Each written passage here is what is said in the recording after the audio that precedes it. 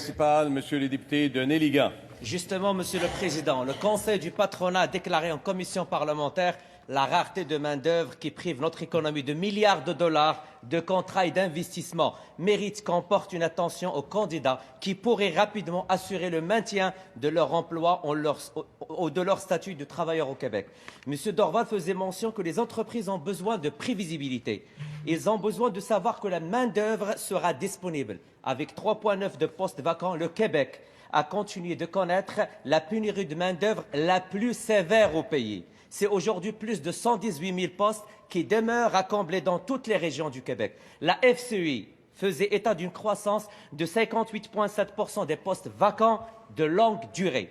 Est-ce que la ministre du Développement économique régional a pris la peine de présenter les inquiétudes des employeurs en région à son collègue, le ministre de l'Immigration, qui, à toute évidence, n'avait pas prévu l'impact de son projet de loi 9 pour l'ensemble de nos entrepreneurs? Monsieur le ministre de l'Immigration. Monsieur le Président, le projet de loi 9 ne change rien à la réalité des personnes qui sont sur le territoire québécois. Pour les gens qui sont avec un permis de travail fédéral, leur statut ne change pas avec le projet de loi 9. Au contraire, on les invite à déposer leur dossier dans RIMA ou à se diriger vers le programme d'expérience québécoise pour faire en sorte qu'ils puissent obtenir leur certificat de sélection beaucoup plus rapidement. J'entends le député de Néligan nous dire qu'il y a une pénurie de main-d'œuvre.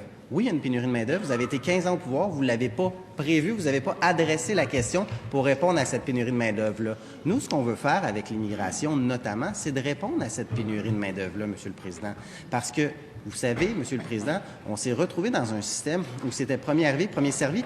Peu importe les emplois disponibles, peu importe le profil des candidats, est-ce que le député de Néligan est contre le fait de créer un arrimage entre le profil des candidats à l'étranger et les emplois disponibles? Dans toutes les régions du Québec, les gens, les entreprises, ils disent, on crie à l'aide, on a besoin pour s'assurer que nos entreprises demeurent dans les régions, pour assurer la vitalité de nos différentes régions. Il faut avoir de la main-d'œuvre qui est qualifiée, qui est compétente, mais qui répond aux besoins de main-d'œuvre.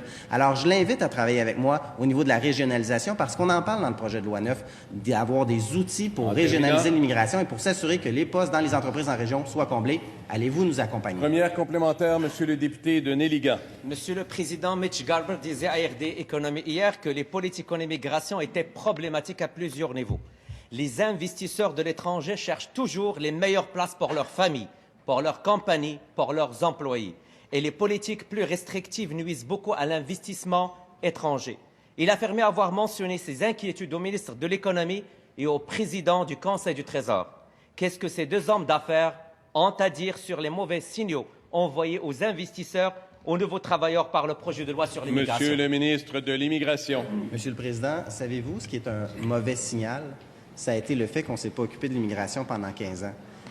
Honnêtement, Monsieur le Président, vous savez, la réalité, là, quand on parle des chiffres, c'est le fait que 59 des nouveaux arrivants ici au Québec depuis moins de 5 ans occupaient un emploi pour lequel ils étaient surqualifiés.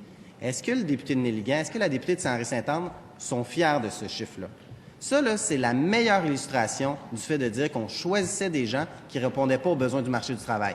Même chose, pourquoi est-ce que les nouveaux arrivants, issus depuis moins de 5 ans, leur taux de chômage est plus du double de la population native au Québec? Il y a une réelle problématique et on va la régler en arrimant les besoins du marché du travail avec le profil de compétences des gens. Deuxième complémentaire, Monsieur le député de Néligan. Monsieur le Président, la croissance économique du Québec nécessite de la prévisibilité et une disponibilité des ressources pour permettre aux créateurs de richesses de poursuivre leur mission essentielle, à savoir la prospérité économique. Le projet de loi sur l'immigration envoie des signaux négatifs sur l'un et l'autre de ces aspects.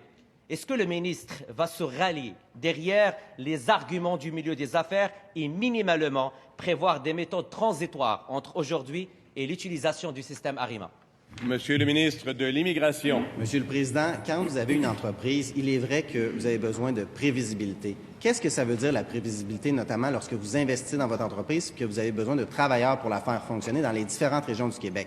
C'est de s'assurer que vous allez pouvoir faire venir des immigrants, des travailleurs, pour venir dans les différentes régions du Québec, pour venir vous aider, vous accompagner dans votre entreprise, pour assurer aussi que la personne immigrante qui va choisir d'aller en région puisse demeurer en région, puisse demeurer en lien avec sa communauté d'accueil et qu'elle ne quitte pas vers Montréal, comme ça s'est fait trop souvent. Parce que vous le savez, au niveau des régions, on a de la difficulté au niveau de la région régionalisation de l'immigration. Nous, on a un plan pour assurer la régionalisation. Le projet de loi 9 assure d'avoir un parcours terminant. personnalisé pour s'assurer que l'immigration au Québec, ce soit un succès. Où vous avez échoué, nous, on va